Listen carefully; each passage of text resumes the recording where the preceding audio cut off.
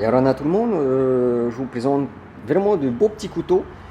Donc un grand merci à mon copain Mr. B. Mr. B. Moi c'est un surnom que je donne pour qu'on ne le reconnaisse pas. Un vieux copain qu'on se connaît depuis vraiment longtemps au club. On faisait des arts martiaux. Donc là, alors, on a ici un Dumas à réparer pour les huîtres. Donc je vais retransformer la pointe. Ici un laguiole. Et là il est vraiment très beau, très beau.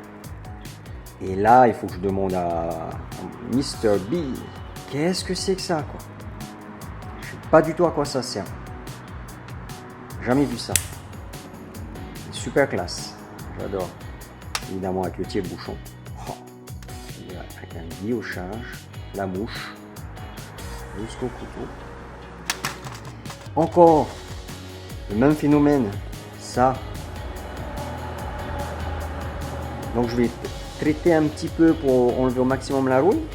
Mais ce que j'aime beaucoup avec le couteau de Mr. B, c'est la patine qui s'est créée. Parce que là, il a un opinel avec une belle patine.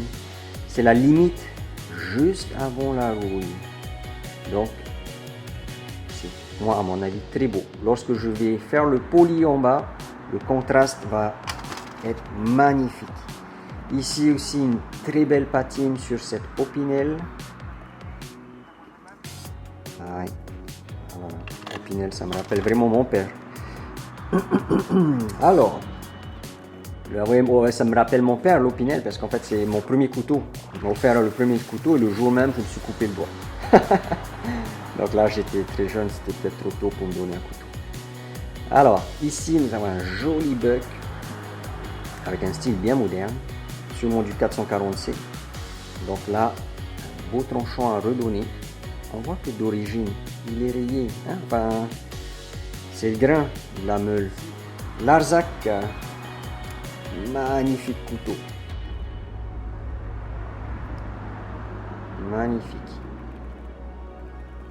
Pareil, avec une belle patine.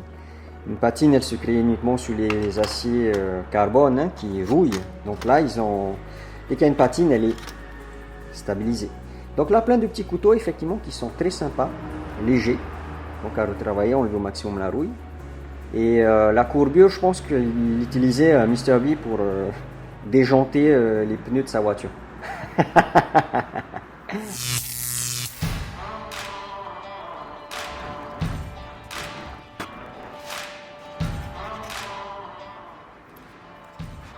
Service complet. L'aiguisage avec un poly-miroir sur le tranchant. En comparaison, voilà un peu à quoi ressemblait le cuivre un peu avant. Donc celui-là, ça va être son tour. Petit nettoyage. Celui-là, il est nettoyé.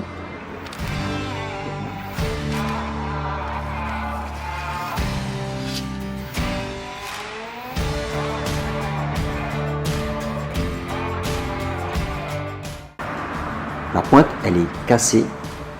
Je vais donc la reconstruire. Je vous montre juste après. Joli couteau carbone, jolie patine. Et voilà, avec son joli petit tranchant. Et surtout le poli là. On voit bien la pointe. C'est génial. Alors c'est parti, test de coupe. Alors voilà donc l'opinel avec la patine que j'ai polie et évidemment le tranchant au poly-miroir. Donc couteau très sympa. Test de coupe.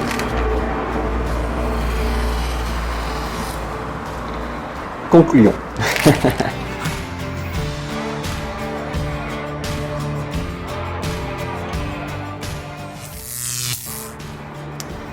En fait, je vous avais dit que j'utilisais pour vos couteaux de la cire d'abeille. Là, voilà, on voit ici le bois sans la cire. juste dans cette zone-là. Et de l'autre côté, on pourrait presque dire qu'il s'agit de la céramique ou de la porcelaine. Quand le bois finit par absorber complètement la cire d'abeille, ça donne un truc super. Voilà. Donc, dans le service YS Aiguisage, il y a l'affûtage, le nettoyage et le plus extraordinaire, la cire d'abeille. Le plus extraordinaire, je disais, la cire d'abeille.